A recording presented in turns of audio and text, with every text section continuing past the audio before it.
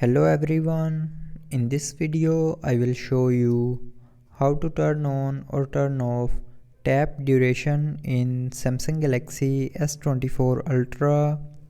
So before starting the video, don't forget to subscribe the channel and also press the bell icon. So first of all, open settings. Now in settings, scroll down and here click on accessibility.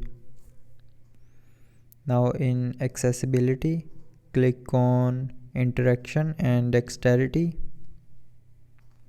and here scroll down and click on tap duration. Now if you want to turn on the tap duration, then first of all you have to tap here twice to test your tap duration,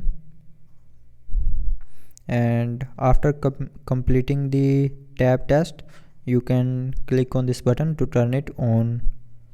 Now here click on keep on, and then your tap duration will be turned on. And if you want to turn off the tap duration, then tap on this button again to turn it back off.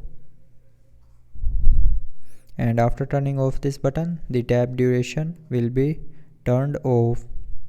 So that's how you can turn on or turn off tap duration in Samsung Galaxy S24 Ultra. So I hope you liked the video. Thanks for watching.